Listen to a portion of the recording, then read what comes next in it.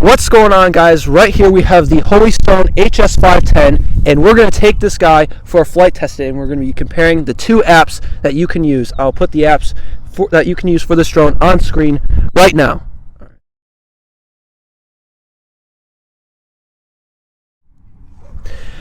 Anyways, we have two batteries for this guy, so we're going to test out both apps to the entirety. We're going to use both batteries. Anyways, let's get into the flight test.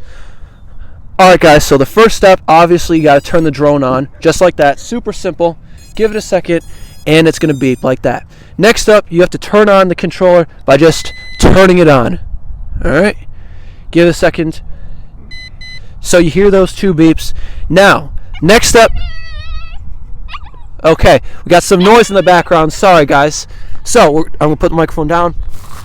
Take the sticks, go down and to the right. Now you are going to do compass calibration. You can see it up in that corner right there, that little flashing light. So we're going to spin it like this until the light changes in the front. Alright, so now it's flashing green like this, so we're going to angle it up and we're going to spin it the same way, alright?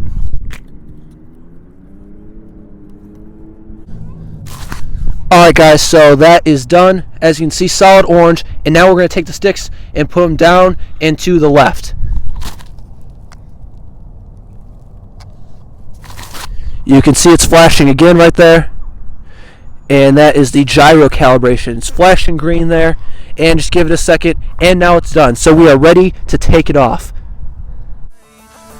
Alright, so it's time to look at the first app that we're going to be using for this video. It is the app that is supposed to actually, go with the drone, the Ophelia Go app.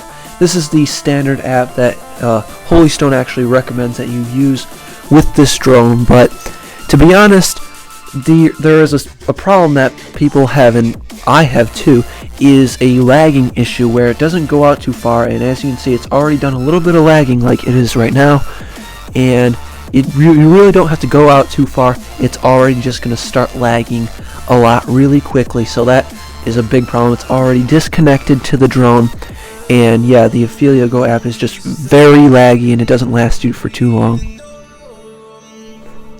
Alright, so this next app I am super excited about is the MRC Pro app, and this app will also be compatible with the Holystone Hs510. As you can see, the features on it are just the same. You still have the auto takeoff, return to home, video photo has the quick shot modes right above the return to home and landing. As you can see, it's that circle with those 4 boxes in that. And you have the satellites up top. We have 14 satellites. There's the battery voltage.